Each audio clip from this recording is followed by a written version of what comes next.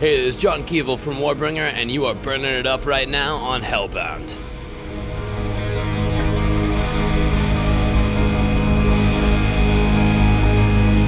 All right, this is Todd with Hellbound, tonight at the Oakland Metro in Oakland, California. We're here with John from Warbringer, kicking off this little US tour. How are you doing tonight, John? Doing good. We just rolled in, and we are currently setting up for the first day of tour. Rather hectic as always, but less hectic for me because I don't have any gear. So here I am doing this interview. You brought your mic in and you're all set to go. I didn't even bring that. I just. So you didn't bring nothing in? Just myself, but that's enough baggage. All right, so just a quick little discussion. You got some cool bands on this tour. Destruction, yourself, and then Jungle Rot, and then some other guys are splitting it up, right? So yeah. You have history with any of these bands? We've toured with Destruction before, and actually on the tour we just did, I saw we had some beers with Schmear in Scotland, so it was nice. We talked about this tour. It'll be our second one with them, our first with Jungle Rot, who we just met, some of the guys here around the Oakland Metro, and but we've barely seen anyone yet, and so we're sort of in the pre-kickoff stage at the moment. All right, sick. And getting the touring mode geared up. We'll talk about the new album in a little bit, and then just finished some dates in Europe, and then I guess you got some more dates after this in Europe later on. So pretty busy schedule for you right now. Touring. Yeah, and then following that, we have another tour in the U.S. So there's literally just 4 in a row upon the release of this record, and there might be another after. I don't know yet. We're working on it. But yeah, we believe really hard in the new record, Woe to the Vanquished, and we're just excited to be out there working, playing shows, supporting the new music and the new record. All right, yeah, so just wanted to talk a little more about the new album and how it came about. It's been a little break for you guys, right?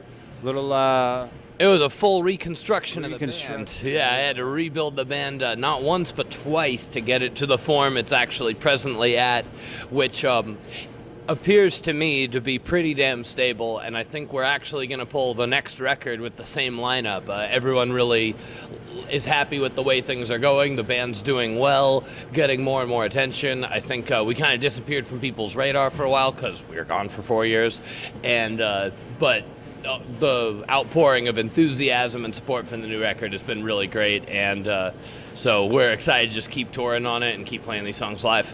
Yeah, that 4 years can be an eternity in the music business, but it's great to see you guys come raging back, I would say. And, absolutely, yeah. We tried to be, when we were writing this, we wanted to be more focused, heavy, and just devastating. Then honestly, we're trying to top everybody with this one. We're trying to say, yeah, we're trying to say, put this next to not just like the best of the new generation, put it up against anything the old generation's putting out in the last decade or two, and we want something that either holds its own or ideally stomps them flat.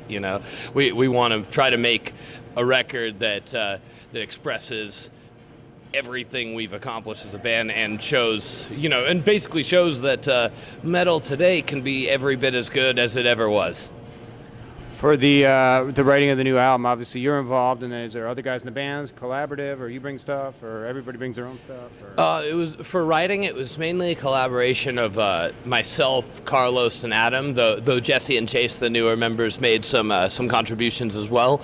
But it was really cool. It was a real good partnership. The way it kind of went down, more or less, was that I had a lot of the lyrics, concepts, ideas, as well as a couple like riffs and song structure ideas. Adam was like a riff factory and a half, just cranking out riffs, and Carlos also wrote a bunch of riffs and songs, but in the role of the group had a real role as like an organizer and like a composer of these kind of things, and but just to stick everyone's ideas together and crystallize them and make them work, and really lay them down, make my abstract concepts and Adam's riffs into these concrete things. And so it was a really good partnership. When guys bring riffs in, do you listen to it and say, that's a good riff, but it's not a Warbringer riff, or is there none of that, or like, sometimes. Like the Warbringer Police kind of like? Sometimes, yeah. It's your baby a little more than maybe everybody else's. Well, you and Carlos, I guess. Yeah, well, and no, Adam's been there since, me and Adam have been there the longest, and Carlos for now the last 3 records. So there would be that if it was necessary, but it's not really. The reason we had the 3 of us writing the record is because we all know what it needs to be and do. You know, the band's called Warbringer, so it's gotta blow your head off. Otherwise, why are we called that? You know? So when we're talking about our evolution as a band, we always want to be seen as like a unique, original, and serious band, and to take the steps necessary to differentiate ourselves from everyone else in order to do that. However, we also remember what we are and why people listen to us in the first place, and that's to get that shot of aggression, energy, adrenaline. So even while we're writing a more like epic, complicated piece, like When the Guns Fell Silent or something, we're still thinking like, does it make me headbang? Does it wreck, even something that's not as traditional thrash, I guess, is what we'll often play. And I think even the traditional thrash numbers on this record, like the title track, for instance, are as much in extreme metal as they are in thrash as well. Yeah. I wanted to ask you a little bit about that epic track you spoke of. So is that your longest track to date then? Oh, by far the longest, by more than twice as long, I think, yeah. 11 minutes, 11 seconds, which for people who are history nerds like me, that's the exact November the 11th at 11 a.m. is when the First World War ends, and it ends by this armistice with fighting up to the last minute. The last person died at like 10:59. So it's just this pointless, futile fury, and an actual event where it just drops and silence, and there hadn't been silence there for 4 years. There you could always hear the sound of a cannon somewhere up or down the line. There's comments like birds were heard again and stuff, and just this idea of and there's this sense. So used to it, I'm sure. Yeah, well, and it's this soul deadening thing, and there was this sense in the air almost from everything I've read that says that people sort of had this uncertainty about their future, like now that this has happened, and they look out over the shell-blasted battlefields and stuff full of dead and everything, and they say like, now that full industrial warfare has happened and we've seen how awful humans can really be, what comes next? Where does civilization, which before the war they had thought had this chance, this utopian potential, but then the Great War breaks every one of those notions, and we get the world we actually live in instead. So that is kind of why I thought that subject was so powerful. And obviously it's this huge monolithic event, and if you're going to write about it, it deserves a fucking epic song. And we were inspired a lot by other epic works of heavy metal, not strictly thrash, but within and related. Within thrash, I guess the closest comparison we were going off of was like the big tracks on And Justice for All, but also stuff like Maiden, exactly, yeah, Rime of the Ancient Mariner, Hallowed Be Thy Name, so on, so all the epic tracks they did, as well as Bathory, specifically Blood, Fire, Death, the song, which you can really hear in the verse a lot, I think. That kind of ghostly, ethereal vibe that it's got. And so we kind of were trying to mix all this stuff together, which to us is all just different forms of epic, giant heavy metal songs, and we're just trying to make our version of one of those, and I'm really proud of how it came out. It's my favorite song on the record. Yeah. So check it out, for sure, on the new album. Yeah. I wanted to go back a little bit to the early days for you. So when you were, I guess, coming of age back in the late 90s, early 2000s or whatever, started listening to music, thinking about doing a band, maybe what were some of the bands that really were like driving you or thought I wanted to? Because by then you were, a generation and a half or two removed from the thrash scene, but you obviously were kind of drawn to the thrash music a little bit. Yeah, and I think just from, I always knew I liked electric guitars and thought they were cool since I was just a kid, and before I even knew what rock music or metal was. My family doesn't really have any background in anything rocking really, so it was all kind of my own discovery and exploration. I got started really with like just classic rock stuff, Pink Floyd, Led Zeppelin, AC/DC, Black Sabbath. Black Sabbath in particular I saw at Ozfest 2001, which was my first big concert, and that kind of, I went there in a large respect because it was like, How old were you then? About approximately. Like 15, all right. 14, 15. So, I was a teenager, and it was like the lineup there was pretty packed with nu metal, which was very in at the time. And, you know, I heard the riffs of Sabbath, though, and I kind of, in my young brain, was like, there's a big difference in, like, the power here, you know, and just the notes and everything. And that kind of got me started really into heavy metal, to where I would say to myself, yes, I like heavy metal. That's how I would identify myself, I guess.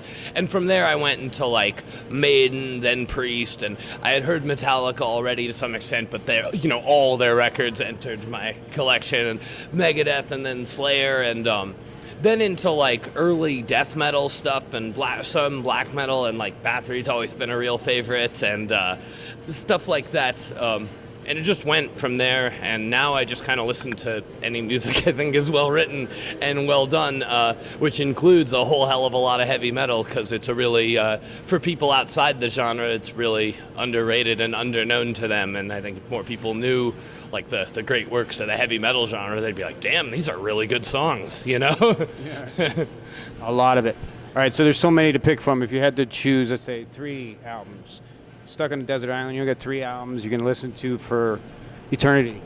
And it doesn't have to be heavy metal. Could be Pink Floyd. Oh, holy fucking shit. I don't know. I know that I have one answer for this, which is Twilight of the Gods Bathory. That's my favorite one. But I'd want to be in a mountain over a desert island. If I'm on a desert island, that might color my thinking, because I might want something that fits more with like the sun and the atmosphere there. Doesn't fit with the sun. No, it's mountains and forest and shit. So that was my official desert island record, is Twilight of the Gods. But other records that have been really important in my life are like Iron Maiden, Power Slave, Priest. There's a couple, but probably between Vengeance and Painkiller for me. Then I'd say for some other records I thought for like thrash that were really important, Demolition Hammer, Epidemic of Violence, just for, in my opinion, being on that perfect crux between thrash and death metal, and you'll see a lot of that in Warbringer's music. I really like Sacrifice, particularly second and third records, particularly the third one, Soldiers of Misfortune. Some great riff work and a real good balance between brutality, like thrashing brutality, and progressive elements. And it's just, and some sweet riffs, and the high screams too, like yeah, I kind of, you know, that's like I was singing those records in my car when I was starting the band, and I kind of got my high scream from there, because I wanted to do a high scream, but before I got into heavy music, I was really, you know, hearing like Priest and Manowar and Iron Maiden kind of high vocals, and I wasn't too suited for that, but the uglier flavor of that, oh yeah, I can do that. I can scream. Yeah, I can, well, I mean, shriek, kind of, yeah. The certain kind of shriek that's distinctive, though. That's the thing about metal vocals, right? It's so, there's all these characters, and the vocal styles of metal are so outlandish and varied. And that's actually something that drew me back into a lot of the older metal, because I felt that a lot of the modern stuff had, like, the same fucking guy on vocals between 500 different bands. Yep. And that sort of put me off, and I think that really blunted my interest in modern forms of metal, and therefore led me digging around the internet for all the old stuff. Yeah, I always say with the early death or early thrash, there's really distinctive those bands, you know, if you think about them, the bands, the sound and everything, and then it all kind of starts sounding like everything else. Yeah, there becomes a homogenization to that. And in our band, I think I really try to avoid that. I try to be a distinctive vocalist. I like to think I am, and we try to be stylistically distinct, because that's what makes any of the bands interesting. A lot of stuff, a lot of metal, honestly, that I hear, maybe I've just been into it too long and I'm jaded now, but I always keep thinking, like, this is some different of essentially elements I've already heard, but without enough of a distinctive, like, personality or distinctive songs. Even you don't need to write a new genre to be a good band, create a new genre to be a good band. You just need to have personality, energy, good songwriting, you know, good ideas, and I just we try to capture what we want to see in metal that we feel is in many cases missing, that kind of fire and drive, and not just doing, you know, some of the like fake drums and stuff like that really put me off to a lot of modern metal, and that's why I'm kind of stodgy about it, and I don't know a lot of things that other people talk to me about, nor do I really care that much. Kind of old school, right? Well, I guess I don't get to call myself that because, I just turned 30, so I'm not You not really. embrace the old school. I embrace stuff that I think is well written and good. There's shitty music from old school thrash metal. There's bands that totally don't deserve their places on people's patch jackets, in my view, anyway. And that is what it is. It's not all good. No, there's nothing magical about any time period or genre of music that makes it good. It's songwriting and inspiration. There was a lot of that in metal, I think, between the 70s and 80s, and underrated the early 90s. The early, first couple of years out of the 90s, I think have some of the best metal in them, honestly. Rust in Peace, 1990. Epidemic of Violence is 92. Coma of Souls, 90. A lot of really good shit around that time period. As well as when you get into early death metal and stuff too. Most of the really big works are early death metal, late 80s, early 90s. So I think that whole time period, you just have a ton of inspiration and vitality in metal, and there becomes a sort of I think I don't know what happens, but I think maybe just the genre's been around a long time, and it becomes harder to have your own voice and be distinctive. And whether we do or not is up ultimately to the listeners, but that's our mission, I think you have your own voice, but you still kind of embrace some of that old school feeling, so it's good stuff. I mean, we want to be a metal band. We don't not want to be a metal band. We're not like this guy from Mastodon who ostensibly plays in a metal band but hates the style of music he plays. To me, as an artist, that seems stupid and disgusting even. Why would I play metal if I hate metal? I should play something else instead and not be associated with something I say I hate. Fuck that. I play metal because I love metal. And even though I'm critical of much metal, I'm here because there's something about that kind of shit. It just, I gotta have it, and that's why I have to play this music. It's not so much a want to, I'm here because I have no other choice. Can't stop it. All right. That's why Warbringer still exists. That's why I reconstructed the band twice, and that's why this record exists, and that's why there's going to be a next one. And so, as long as not just myself, but there's thousands and thousands of people across the world, hundreds of thousands of even that I think feel this same way that I do. I've met a number of them, and I think as long as anyone feels like this, heavy metal is still a vital and essential form of music. I think there's something today too, as our world kind of creeps more and more into total shit, of the circus of dishonesty and corruption that is our ruling bodies. And what hope are we supposed to have for the world? How are we supposed to not be angry at the way things are going? Vicious and violent anger at the world is a completely valid emotion for a reasonable, sane, and logical person to have right now, and metal expresses that better than anything. If you need some music to go along with that, here you go. Yeah, I mean, it's like the things that are wrong with the world. It's like you, the viewer, should be pissed off, in my view. And I think metal can really capture this anger at injustice in the world better than any other music. All right. Yeah.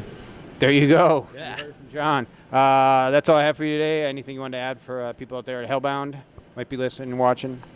Well, keep into what you believe. Keep going and supporting the music you want to, and not the ones programmed by some aggregator software to sell to you, and keep doing things with heart, because otherwise the world sucks. Thank you.